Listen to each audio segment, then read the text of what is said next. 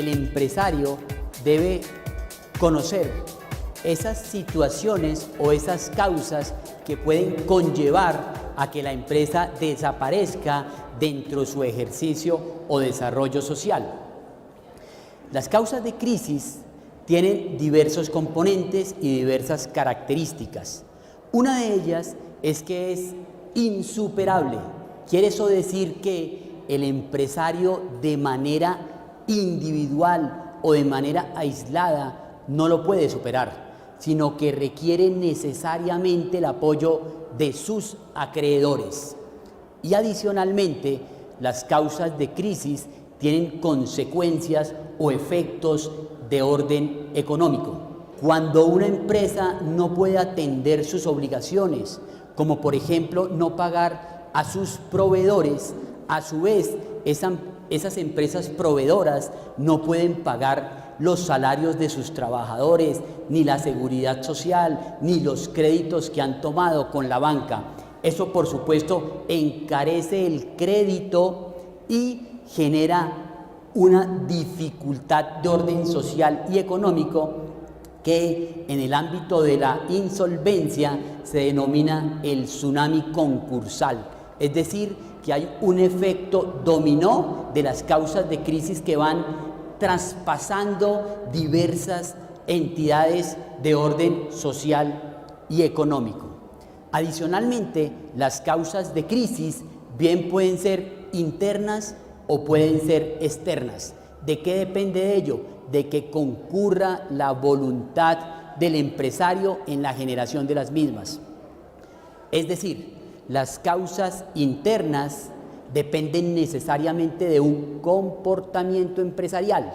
A manera de ejemplo, cuando se contrata personal que no tiene la experiencia suficiente, cuando no se tienen políticas administrativas, contables, financieras, de ventas, cuando no se tienen planes de negocio bien integrados, cuando no se tienen políticas de postventa, pues por supuesto que esas circunstancias afectan la buena marcha de la sociedad, mientras que las causas externas no dependen de la voluntad del empresario, sino que por regla general son impuestas. Es decir, por ejemplo, las políticas monetarias las impone el Estado, las fluctuaciones de las tasas de cambio, aspectos de orden natural como fuerza mayor o caso fortuito, son circunstancias que externamente pueden generar y conllevar a situaciones de crisis. Fíjense ustedes cómo la Ley 222 de 1995 establece cuáles son las principales obligaciones de los representantes legales y administradores de las empresas. Y tal vez su principal obligación es salvaguardar el patrimonio social, porque para ustedes debe conocerse que el patrimonio de una sociedad se constituye en la prenda general de los acreedores, es decir, en la garantía de sus créditos, en la garantía de sus obligaciones. Y es por eso que entonces vamos a hablar sobre la oportunidad en las causas de crisis, es decir, aquellos aspectos indicativos para un empresario de cuando su unidad de explotación económica no está marchando como correspondería a una empresa con buen nivel de crecimiento. El no pago oportuno de los salarios, el no pago oportuno de la seguridad social, la imposición de multas y sanciones de parte de autoridades estatales, la existencia de procesos ejecutivos o de cualquier otra índole. Esa situación ya es un primer indicio de que la empresa está en lo que se conoce como la fase de preinsolvencia, y es el momento idóneo adecuado para que se haga un par en el camino y se adopten las medidas y los correctivos que permitan afrontar, pero también superar esas causas de crisis. Normalmente, una empresa que se encuentra en dificultad económica y cuando desconoce de la existencia de procesos de orden recuperatorio, llega a situación de liquidación. Su patrimonio se ve absolutamente menguado porque los activos son insuficientes para cubrir sus pasivos. Y en ese orden, entonces, más del 80% de las empresas que llegan a liquidación lo hacen no tanto porque esas causas de crisis eran tan graves, sino más bien por el desconocimiento de la existencia de aquellos procesos que, reitero, tienen como finalidad principal recuperar empresas viables. Y entonces aquí ya me tengo que ubicar en el segundo componente de esta charla, los procesos recuperatorios, los procedimientos que desde antaño, específicamente Ley 222 de 1995, la Ley 550 de 1999 y la Ley 1116, filosóficamente han considerado siempre que a través de los procesos recuperatorios se pretende la protección del crédito, la generación de empleo y la salvaguarda y protección de empresas con carácter de viabilidad. Y por supuesto, el principal gestor de apoyo para la superación de situaciones de crisis debe ser el Estado. ¿Y el Estado por qué? Porque ni al Estado ni a la sociedad le conviene que una empresa llegue a situación de crisis, porque por supuesto se afecta de manera preponderante el empleo.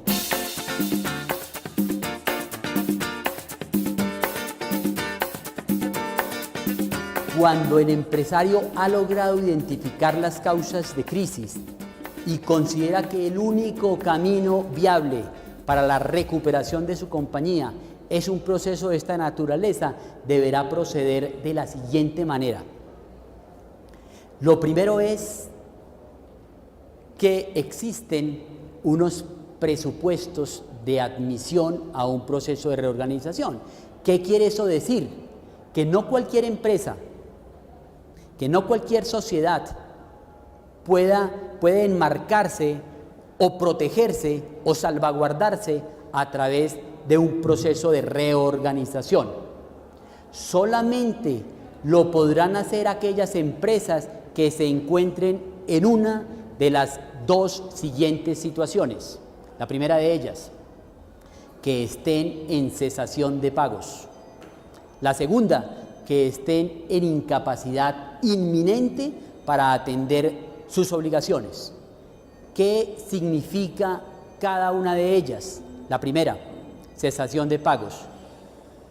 Cuando la empresa tiene dos o más obligaciones vencidas frente a dos o más acreedores por un término superior a 90 días, o cuando existen dos o más procesos de ejecución en su contra y que en ambos escenarios el pasivo sea cuando menos superior al 10% del pasivo total.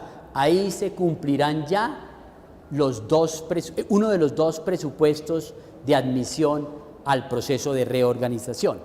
Y el segundo evento, la incapacidad inminente de pago.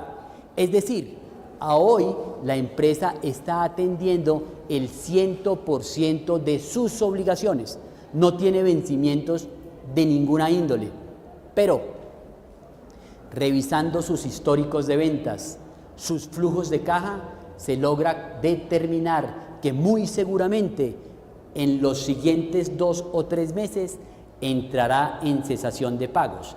En consecuencia, la ley aquí lo que ha considerado es que el empresario tiene la posibilidad de adelantarse, anteponerse a una situación de agudeza de su crisis empresarial.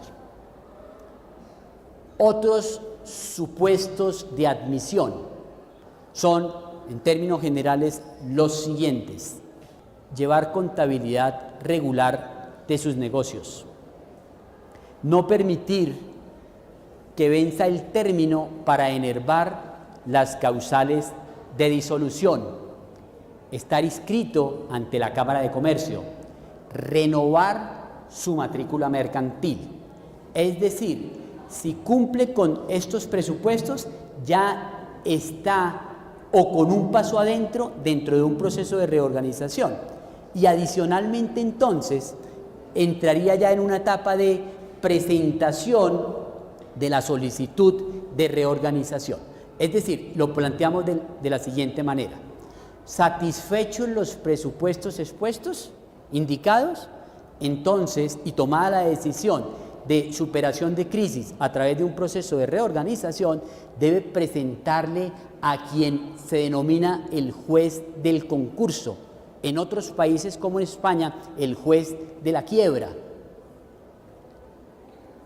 Y a la Superintendencia de Sociedades, entonces, deberá presentarle una solicitud de admisión a un proceso de reorganización, a la cual deberá acompañar documentos como los siguientes: los estados financieros básicos respecto de sus 3 años inmediatamente anteriores, los estados financieros básicos con corte al mes inmediatamente anterior a la fecha en que pretenda hacer la solicitud. A manera de ejemplo, si una solicitud se pretende presentar en el mes de diciembre, primeros 15 días de ese mes, quiere decir que tendrá que presentar estados financieros básicos respecto de los 3 años anteriores y hasta el 31 de octubre del mes inmediatamente anterior al mes de diciembre. Adicionalmente, tendrá que presentar un inventario de sus activos y un inventario de sus pasivos.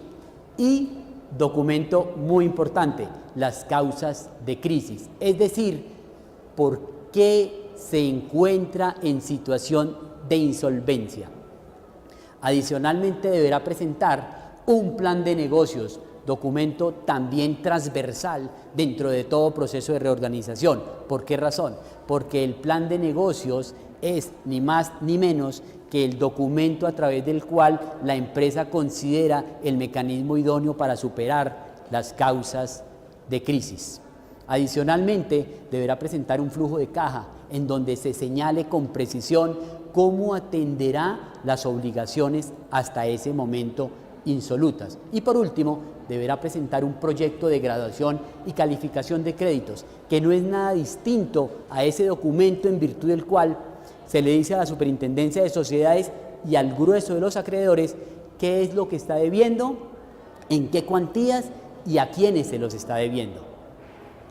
Una vez ocurre esto, es decir, se hace la presentación de la solicitud a un proceso de reorganización, aproximadamente pasan entre 30 y 45 días para que, en la medida en que no haya requerimiento de parte de la Superintendencia de Sociedades sobre algún punto específico de la información, se estará entonces en lo que se denomina la admisión al proceso de reorganización.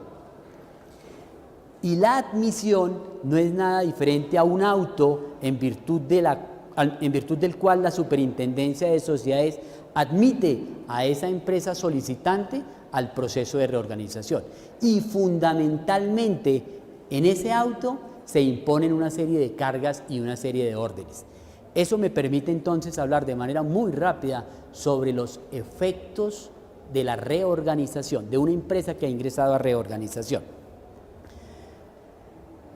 Y voy a referirme específicamente a 2 o 3. Uno de ellos es que el empresario deberá comunicar a todos sus acreedores sobre la iniciación del proceso, pero también absolutamente a todos los juzgados de la ciudad donde se esté radicando el proceso. ¿Y esto para qué? Normalmente una empresa en reorganización es porque está atravesando situaciones de crisis. Y muy seguramente tiene procesos ejecutivos en su contra. En consecuencia, a través de esta información a los juzgados, los procesos ejecutivos quedan inmediatamente suspendidos y deberá incorporarse dentro del proceso de reorganización. Y hasta aquí quiero precisar respecto de los procesos ejecutivos, porque ya en la parte final de esta charla haré una precisión un poco más amplia sobre el tratamiento de los procesos ejecutivos. Tal vez el efecto más importante de un proceso de reorganización es que inmediatamente se entra en esta clase de procesos, es la ley la que le prohíbe directamente a la empresa realizar los pagos de las obligaciones anteriores. En consecuencia, si una empresa que llega a esta situación de insolvencia y tiene salarios insolutos, si tiene aportes a la seguridad social no cubiertas, impuestos, obligaciones con las entidades financieras, con sus proveedores, no las podrá seguir pagando. Es la ley, artículo 17 de la ley 1116, la que expresamente se lo prohíbe. Efecto fundamental. Otros aspectos procedimentales de un proceso de esta naturaleza. Cuando la empresa ha sido admitida y le ha informado al grueso de sus acreedores, viene una etapa de discusión frente a las obligaciones presentadas. Habrá posibilidades de que algún acreedor considere que el valor que a él se le pretende reconocer dentro del proceso no es. O se podrá presentar el caso de que hayan acreedores que no fueron relacionados dentro del proceso. Entonces, esa es una etapa de discusión que en últimas finaliza con un auto que profiere la Superintendencia de Sociedades, que se denomina el auto de graduación y calificación de créditos y derechos de voto. Documento, pues por supuesto importante, porque es en últimas el que señala qué es lo que la empresa debe, a quién se lo debe, y empieza desde ese momento un término de 4 meses, para que el empresario deudor inicie las conversaciones con sus acreedores para alcanzar la firma del acuerdo. Y respecto de un acuerdo de reorganización, baste sencillamente con señalar lo siguiente. ¿Dónde se realizan las reuniones? Es una de las preguntas que ordinariamente nos hacen en esta clase de charlas. El lugar es lo de menos. Lo importante es que se consideren los flujos de caja que permitan proponer fórmulas de pago coherentes. ¿Qué es en últimas un acuerdo de reorganización? Un nuevo negocio, en donde si el empresario es hábil y está bien asesorado, perfectamente podrá salvar su compañía a través de un planteamiento conservador de cómo va a atender sus obligaciones. Lo voy a explicar a través de un ejemplo. Los pasivos de una empresa llegan a 5.000 millones de pesos y le debe a sus trabajadores 200. Con la DIAN tiene obligaciones pendientes diferentes a las retenciones de carácter obligatorio por valor de 500 millones de pesos.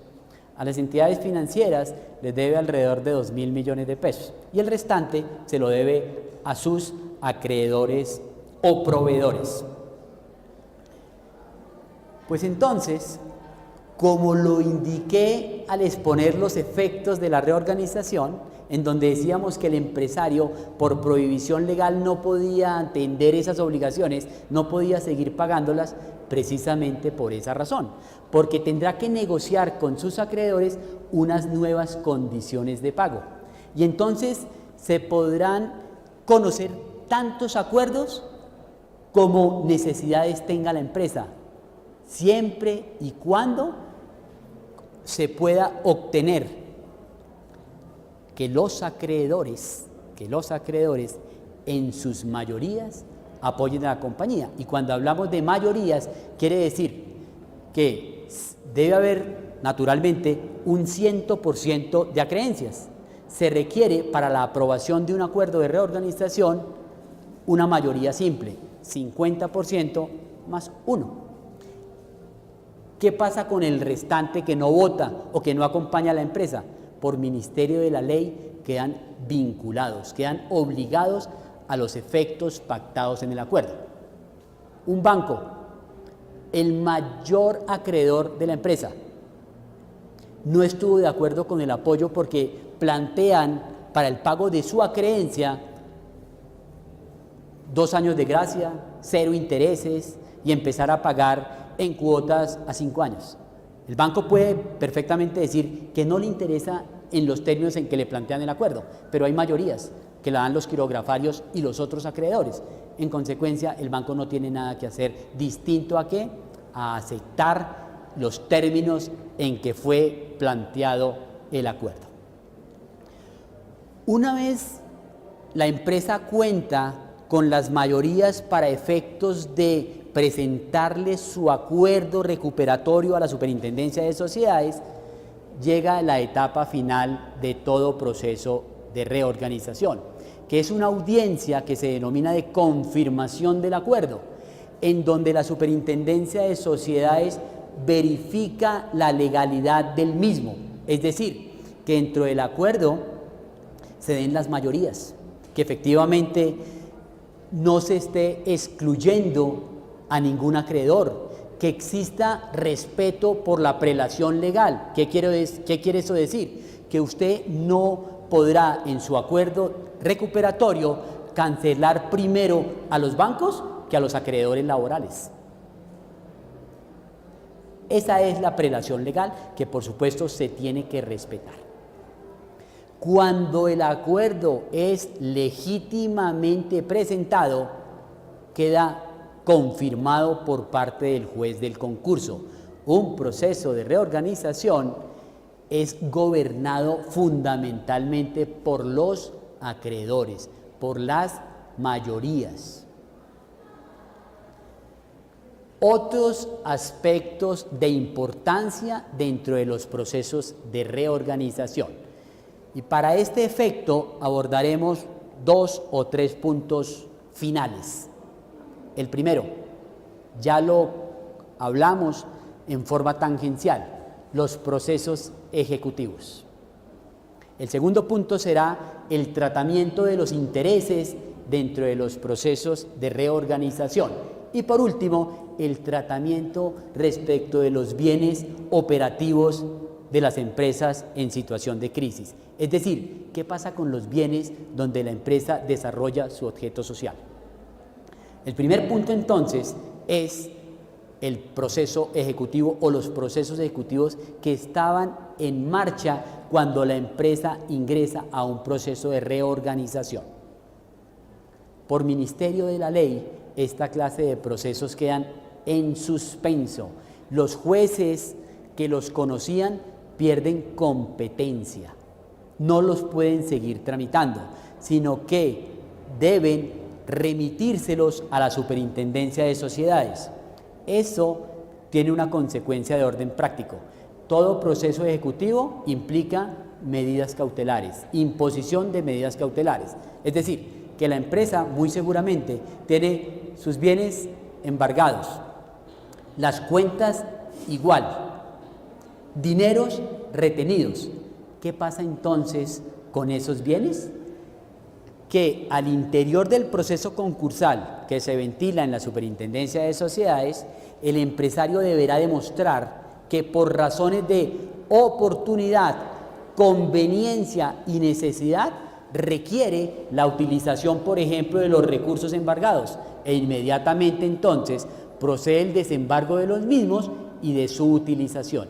Lo mismo pasa con todas las demás medidas cautelares decretadas dentro de los procesos ejecutivos.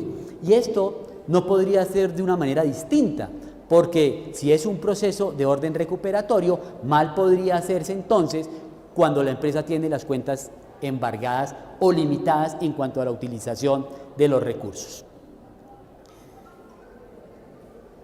Segundo aspecto, el tema de los intereses dentro de un proceso de reorganización, y para eso haré valer el ejemplo que comenté hace unos minutos, la creencia de un banco.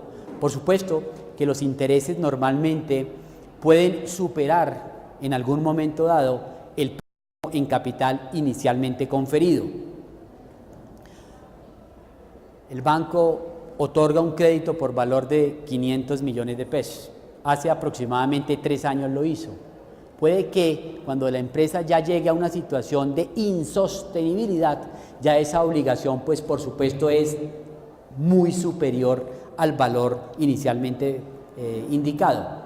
En consecuencia, cuando la empresa ingresa a reorganización, y por eso ya lo advertí, como es un proceso de mayorías, las mayorías serán las que voten si solo dentro del acuerdo se pactan capitales. Es decir, que todos los acreedores, única y exclusivamente, les será reconocido el capital que se les adeude, siendo posible perfectamente que los intereses no tengan ninguna participación ni ninguna posibilidad de pago. Eso, por supuesto, repito, y en eso quiero ser enfático, en la medida en que los acreedores así lo dispongan.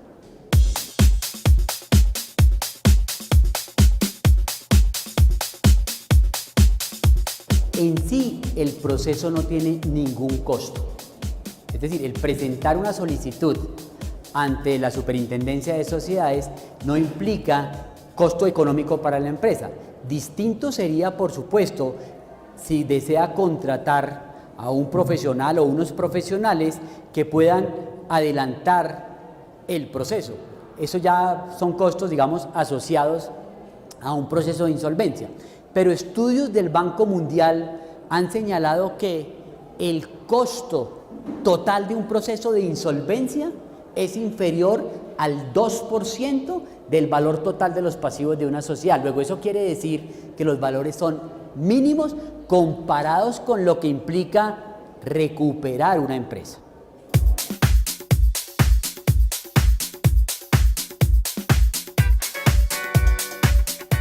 Si la empresa realmente utiliza el proceso para cumplir con las finalidades para las cuales se diseñan los procesos, no tendrá mayor impacto. Incluso podríamos ampliar esta respuesta bajo el siguiente esquema.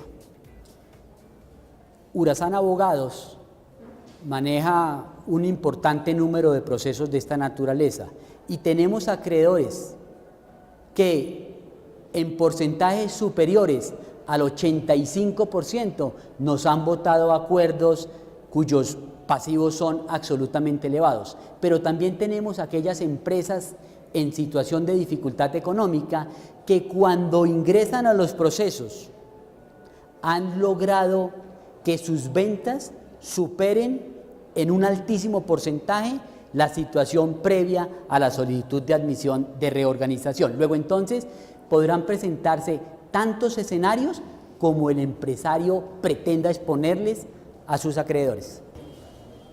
Colombia es pionero en el mundo en los procesos de insolvencia. ¿Qué quiere eso significar? Que nuestras normas sobre aspectos de insolvencia están a la vanguardia en el mundo en cuanto a su aplicación.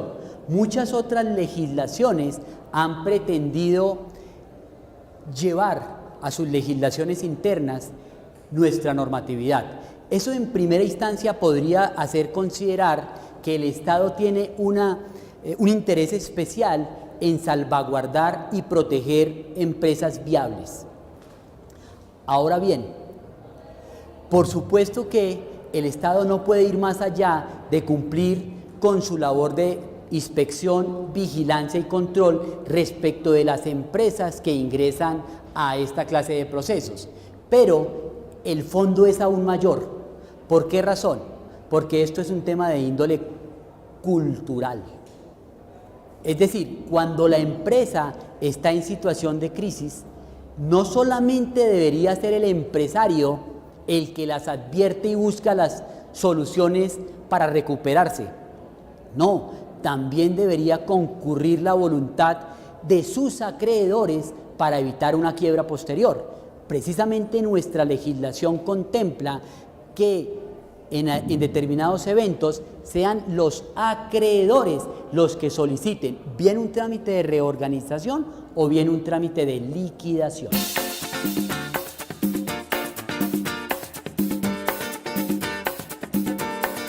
Esta última pregunta se responde de la siguiente manera: es la ley la que determina los plazos a través de los cuales se debe firmar un acuerdo. Por supuesto, los acreedores en algunas oportunidades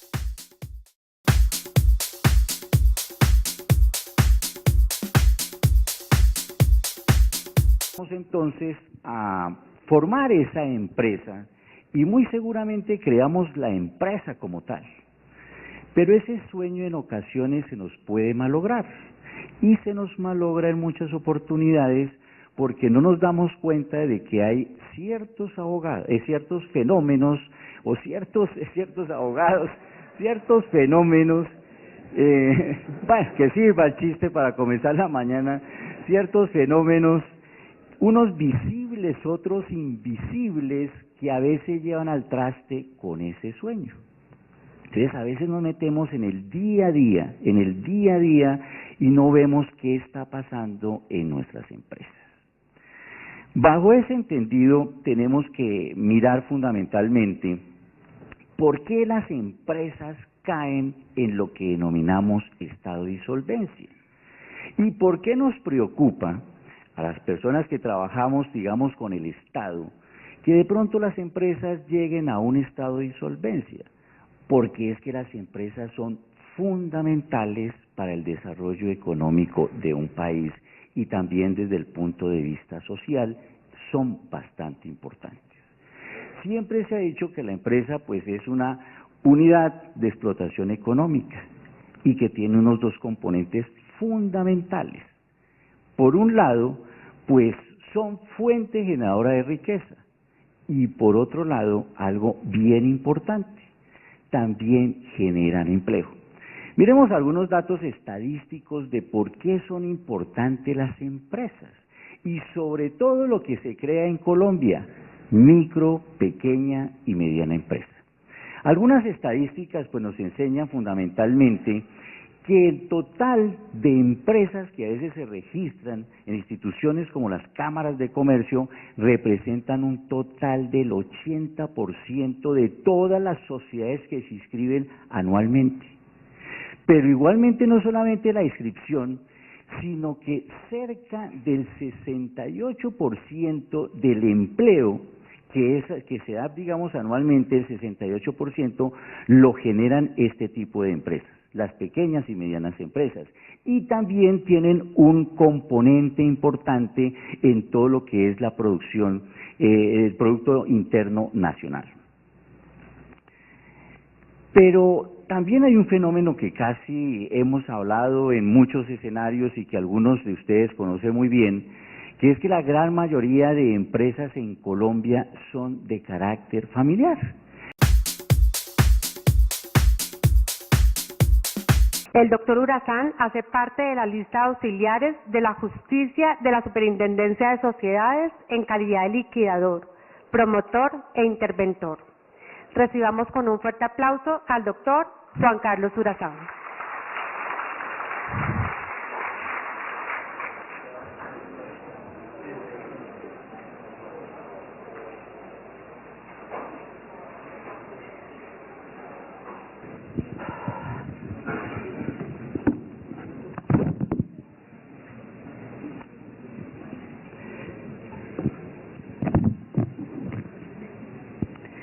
Buenos días.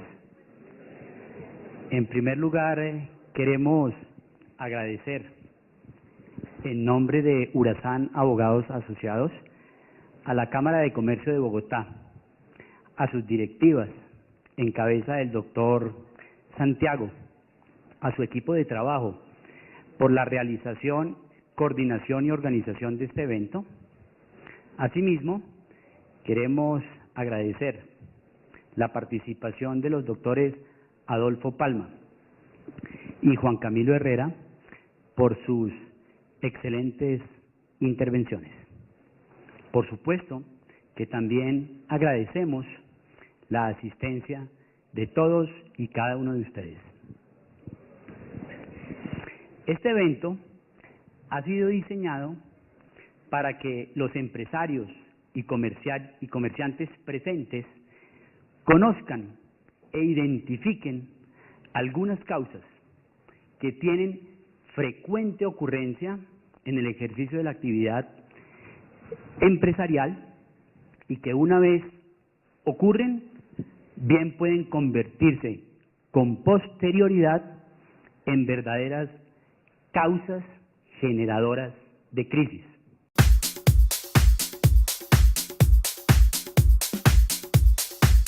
Que no las va a poder cumplir en un corto plazo.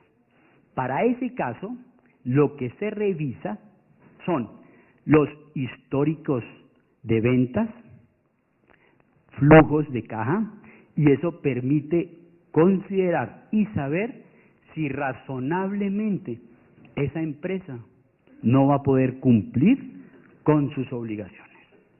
Luego de, y bajo el entendido de que el empresario o la empresa se encuentra dentro de una de estas dos causales, se revisan otros aspectos de tipo formal, como por ejemplo, que lleva contabilidad regular de sus negocios y que renueva su registro mercantil, entre otros documentos. Posterior a esto, y una vez ya la información que se acompaña a la solicitud de reorganización y que comporta la presentación de otros documentos, como fue la ponencia del doctor Juan Camilo, se generan una serie de efectos de gran importancia, por supuesto. Entonces, empresa que ha sido admitida al proceso de reorganización, eso conlleva dentro de los efectos más importantes el siguiente: que la empresa o el patrimonio no puede, por expresa prohibición de la ley, seguir atendiendo sus obligaciones presentadas dentro del proceso de reorganización. Y tal vez, por supuesto, ese es el efecto más importante, porque como lo veremos en la parte final de la charla, es uno de los mecanismos para generar caja y poder continuar con los negocios sociales. Presentada la solicitud y admitido el proceso de reorganización, aproximadamente pueden pasar de 2 a 3 meses para que la Superintendencia de Sociedades, como juez del concurso, profiera el auto en virtud del cual se le indica a los acreedores qué dinero es el que efectivamente queda reconocido, cuánto se les adeuda. En firme ese importante acto, se cuenta con un plazo de 4 meses para presentar el acuerdo de reorganización. ¿A quién? A los acreedores. ¿Qué pasa desde el momento en que se presenta el acuerdo hasta cuando es validado por parte de la Superintendencia de Sociedades? Pues por supuesto que un acuerdo no es nada distinto que un negocio. Y como negocio que es, se le formula a los acreedores, se le muestran las partes benéficas del mismo, se obtienen los votos. ¿Para qué? Para podérselo presentar a la super, se tenga para ese momento la mayoría que permite darle validez y formalidad al acuerdo. Esa es la parte, digamos, procedimental, desde cuando se presenta la solicitud hasta cuando se vota el acuerdo. Por supuesto que pasan otros asuntos en ese interregno, pero tal vez esos son los más relevantes. Ahora bien, cómo se aborda muy específicamente el tema de la reorganización integral amparada por la Ley 1116. Desde nuestra óptica, hemos considerado que son dos los documentos que se acompañan a la solicitud de reorganización que en mayor medida permiten y facilitan el logro del acuerdo de reorganización.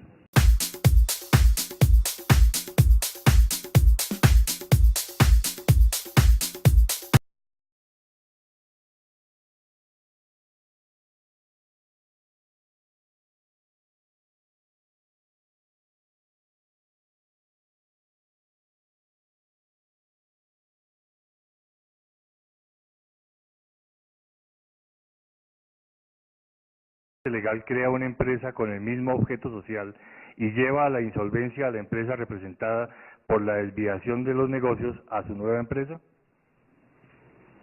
¿La repites, por favor? ¿Está entretenido? Estábamos hablando. Entiendo yo que qué pasa si hay un representante legal que crea una empresa con objeto social igual a la que está, digamos, en este caso representando, y razón por la cual con la nueva empresa hace que entre en insolvencia la nueva. Pues indudablemente que allí se encontraría fundamentalmente frente a una violación a los deberes de los administradores. Por ahí el artículo 23 de la Ley 222 de 1995 señalan cuáles son los deberes de los administradores y específicamente en el numeral séptimo habla del potencial conflicto de interés que puede suscitarse.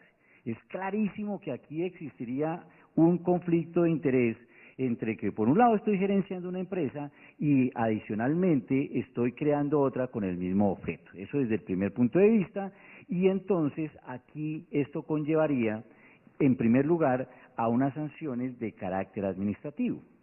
Pero ahí no quedaría simplemente la cosa, porque también hay otras responsabilidades para los administradores que están también establecidas en el artículo 200 del Código de Comercio, que establecen que si a los administradores generan perjuicios a socios, a la sociedad de terceros, pueden responder civil y penalmente por esos hechos.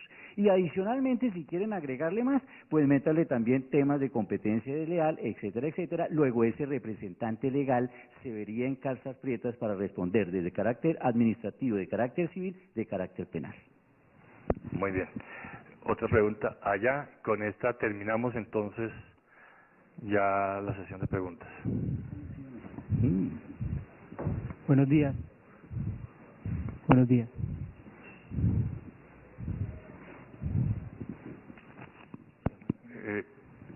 Le damos sonido. Buenos días. Buenos días. Mi nombre es Juan Manuel Mendoza. Quiero preguntar si dada toda la situación, una empresa entra en estado de liquidación y dentro de su contabilidad tiene una reconocida una deuda con un acreedor.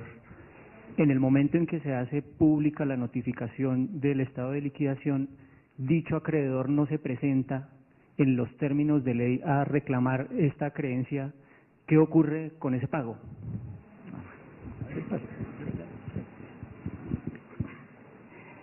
Eso es lo que se denomina la extemporaneidad en la presentación de los créditos. A diferencia del proceso de reorganización, en la liquidación los acreedores tienen la carga de la prueba. Para el efecto, una vez se surte el trámite de notificación a través de los avisos que se publican a través de la Superintendencia de Sociedades y en las oficinas del deudor, se cuenta con unos términos que en últimas equivalen a 30 días hábiles. Y la carga consiste es que dentro de ese término se aporta prueba de la existencia de la obligación para efectos de que esa obligación sea graduada, calificada y atendida conforme a la existencia de los activos. Por supuesto que si no se presenta esa obligación, se entenderá que es un crédito extemporáneo y se cancelará únicamente en la medida en que al final existan activos.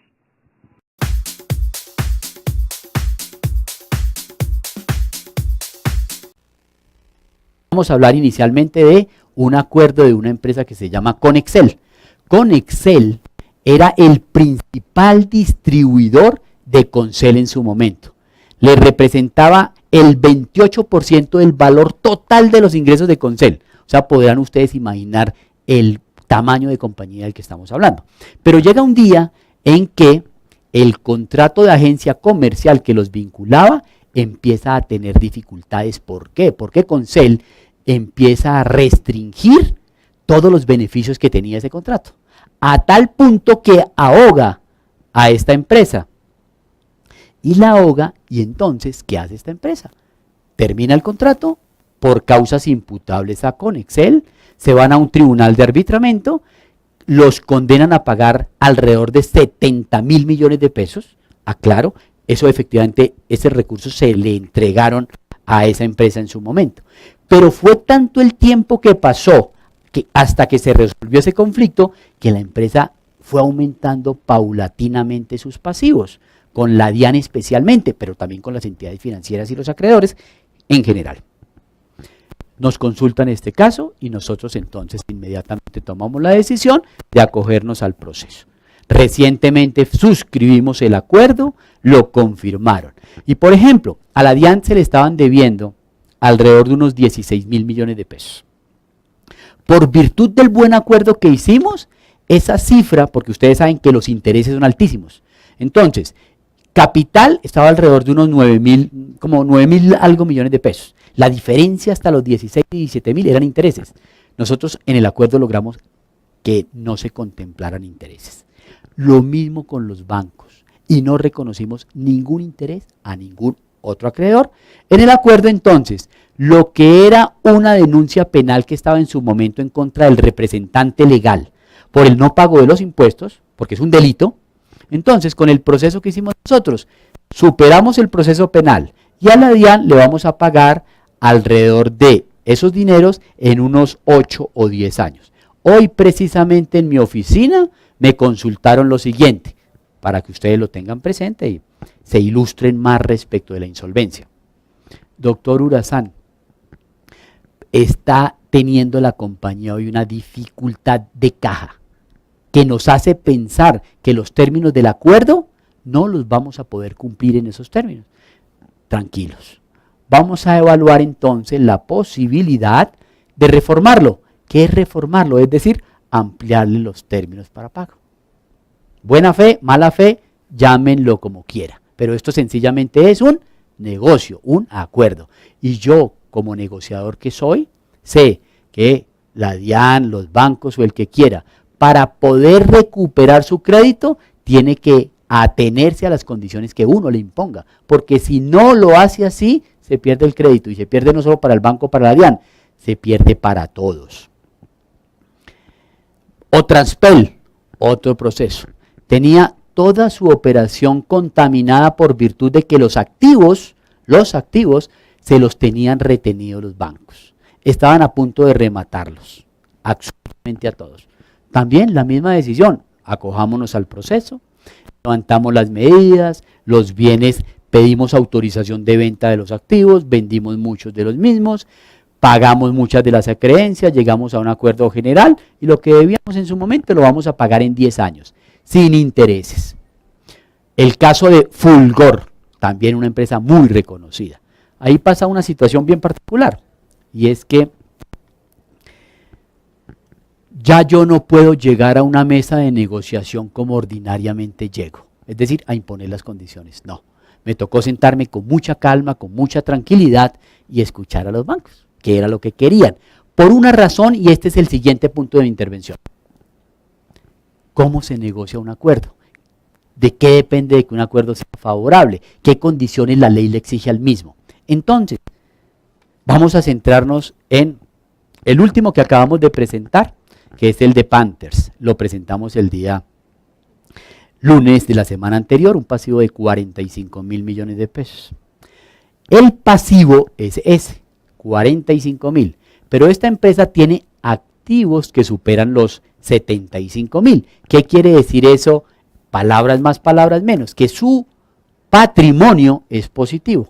los activos superan los pasivos, en un margen cercano al 35%. Tengan muy presente ese porcentaje que acabo de señalar, 35%. Entonces, lo que la ley dice para que un acuerdo se pueda aprobar es que se requiere la mayoría simple de los votos admisibles. ¿Cómo traducimos eso en un lenguaje sencillo? Pues que de esos 75.000 millones del patrimonio, le damos un voto a cada peso, que quiere decir que tenemos por un lado 75.000 millones de pesos, por el otro 75.000 millones de votos. Entonces se requiere la mitad más uno para que nos aprueben el acuerdo, para que la superintendencia lo apruebe. Es decir, contados, póngale 37.000 millones de pesos, por poner un valor. Pues resulta que con el solo 35% de los socios, de los acreedores internos, pues yo ya tengo solamente que conseguir un 15% más uno para poder imponer el acuerdo al que quiera. Pues esto es estrategia económica. Y entonces yo le impongo ese acuerdo a los bancos y les digo, a usted le estoy debiendo ¿cuánto? ¿Tenían unos intereses de cuánto? No, señores, aquí ya no vamos a jugar con intereses, nos vamos solamente al pago de capital. Y lo que estaba vencido para el año 2015 en su totalidad, lo ampliamos hasta el 2029. Extraordinario, no tiene otra palabra, ninguna. Pero resulta que, como yo vuelvo al ejemplo original de Fulgor, ¿y por qué me tuve que, con el equipo de trabajo nuestro negociador, que ir con toda la situación de uno tener que esperar a ver qué le plantean? Pues porque para ese caso el patrimonio era negativo. Estábamos viendo creo que alrededor de unos 7.000 millones de pesos y el patrimonio era inferior al activo. ¿Qué quiere decir? Que el acreedor interno, el socio, no tiene posibilidad de votar, nada. Mientras que los acreedores financieros tenían el 82% del pasivo total. Pues, ¿cómo usted le va a decir a un banco en esas condiciones sin intereses? Pues no, el banco no le va a decir, voto por usted, no. Nos tocó reconocerle intereses desde cuando se hizo exigible la obligación, hasta cuando se le vaya a pagar, el DTF más 2, claro, condiciones muy favorables para la compañía, pero no las mismas que planteamos normalmente. Una firma como esta es muy reconocida en las supersociedades, lo hemos expuesto a lo largo de todas nuestras charlas, por el número de procesos que maneja, pero también porque, y ese yo no sé si sea un buen comentario o no, pero se nos reconoce como una firma que muy poco reconoce intereses. ¿Por qué? Porque definimos estrategias favorables para el deudor. Claro, lo evaluamos en cada caso específico, pero por eso se reconoce una firma como esta, además de otras cosas. Llegando ya casi al final de esta charla, entonces ahí sí ya puedo hablar de los beneficios al margen de que ya los haya ido decantando a lo largo de esta muy breve intervención. Aparte de los procesos ejecutivos suspendidos, de la oxigenación de la liquidez, de la continuidad de los contratos de restitución y de leasing, entonces bien pudo uno señalar uno adicional, que es el tema de los intereses. Resulta que en un caso puntual, usted le está debiendo a la DIAN, y no hablemos de Conexel porque ya lo hablamos, o de otras PEL. Hablemos de Grucol, que en su momento se manejó ya hace un buen tiempo. Igualmente tenía capital vencido con intereses altos. Dentro de los procesos, porque la ley lo señala, no se reconocen los intereses, solo se reconoce el capital. ¿Qué quiere eso decir? Que el pasivo de la compañía, que yo dije en alguna de las etapas, que era la primera, definirlo, no contemplará intereses, solamente el capital. ¿Cuándo usted entra a definir los intereses? Pues cuando tenga que sentarse a negociar con sus acreedores. Habrá acreedores que le digan interés del DTF más 2, del DTF más 8, que es el actual de colocación de los bancos. Entonces, depende de eso. Depende de eso. Entonces, ese beneficio al que estoy haciendo mención es los intereses, la reducción sustancial de los intereses. Es muy importante para la continuidad de una compañía. Ok, hasta este momento entonces hemos hablado de manera tangencial sobre lo que es la insolvencia, sobre lo que son las causas de crisis, cómo se pueden dar, hablamos puntualmente de la insuperabilidad, entendida como que si usted está en insolvencia y su acreedor no lo apoya, olvídese, no hay nada más que hacer, apague y vamos, prefiera irse a liquidación, si no, no hay nada que hacer, salvo que aparezca una situación excepcional, un contrato de, pero eso no es lo que pasa en la vida que allí afuera conocemos. Hablamos de cómo inicia el proceso, cuáles son sus principales efectos, cuánto dura el mismo aproximadamente, más el acuerdo propiamente dicho. Y en ese orden de ideas, con esto ya cierro mi intervención, ¿cómo se negocia un acuerdo? ¿Cuál es la mecánica negocial de un acuerdo de reorganización? Entonces, eso depende de varios factores. Factores como los siguientes.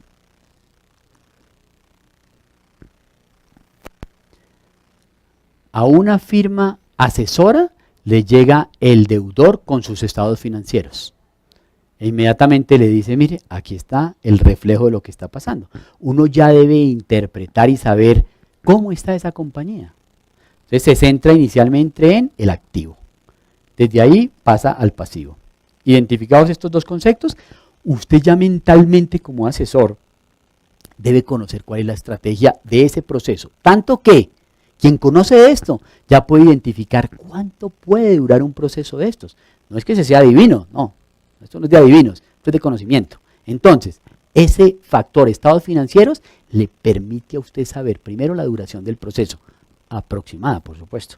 Y lo segundo es, ¿en qué términos le va a plantear a usted esos acreedores del acuerdo? Si usted le dicen, el pasivo es sustancialmente inferior al activo y está centrado principalmente en la DIAN, olvídese, usted tiene que tener en cuenta ya que ese va a ser un acuerdo demasiado favorable, pero en condición de desventaja para usted deudor. O si lo tiene mayormente centrado en el sector financiero, pues si usted tiene muy buenos amigos en los bancos y sabe negociar, puede plantear un buen acuerdo, pero ya sabe que también va a tener dificultades. Y bien puede pasar lo otro, es que sus activos sean superiores a los pasivos, entonces ya usted debe definir cuál pueda llegar a ser esa estrategia y a dónde va a llevar el acuerdo. ¿Cómo se negocia un acuerdo? Entonces usted lo que hace es, mira los estados financieros. Si usted tiene ya o bien puede pasar, un proveedor estratégico es aquel en virtud del cual está la operación suya concentrada, pero un pasivo importante. ¿Qué hace usted? Antes de irse a reorganización, pues busque a ese proveedor y cuéntele, está pasando esto. Si no nos vamos a insolvencia, ni usted recupera su crédito, ni yo podré continuar mi operación. Entonces cuéntele. Y define una estrategia conjunta, pero usted impóngala como deudor, ¿cierto? Y bajo esos conceptos, cuando usted identifica qué es lo esencial del proceso, sobre esa base construya el acuerdo y la estrategia de consecución de los votos necesarios para que su acuerdo sea exitoso. Finalizo mi intervención con un breve espacio para absolver alguna inquietud.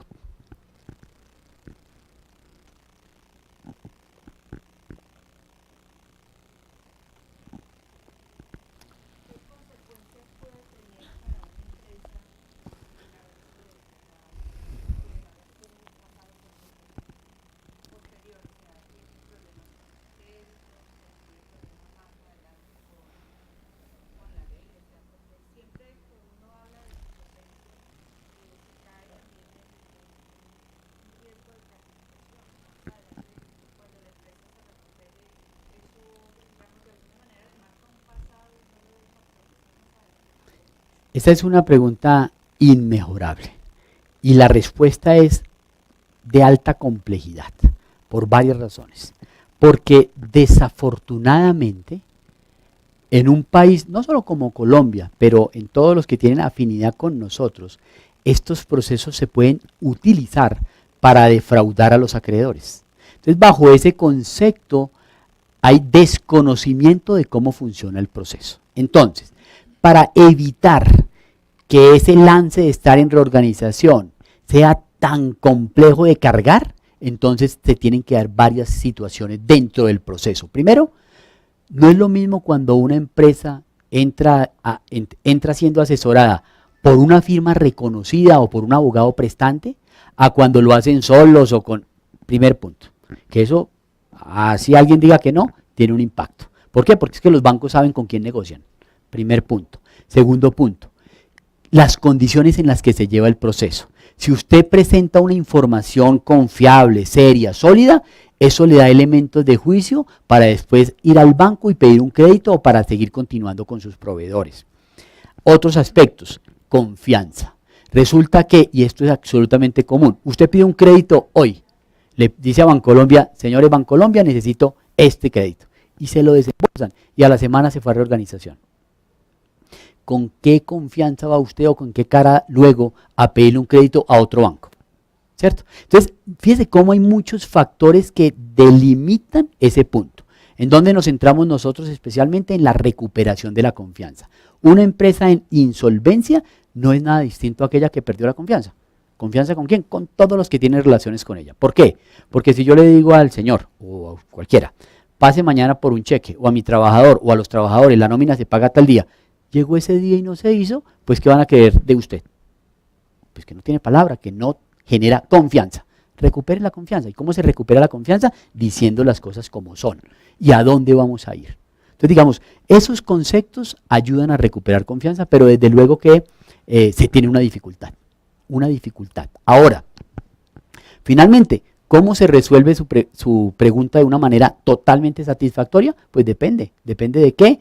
De la generación de recursos. Al banco, en últimas, poco o nada le interesa el tema de la confianza. Si la confianza no viene acompañada de ¿qué? De generación de recursos. Si la empresa, no obstante estar en insolvencia, continúa desarrollando sus proyectos, genera recursos, tiene contratos, el banco lo seguirá llamando siempre para entregarle créditos. Si no, miren el caso de Avianca. Avianca hizo el proceso exitosamente bajo la ley 11 de los Estados Unidos. Mire el tema de Pacific, exitoso. Mire el tema de Conalvías. Y son acuerdos de más de 800.000 millones de pesos. Entonces, depende. ¿Alguna otra inquietud?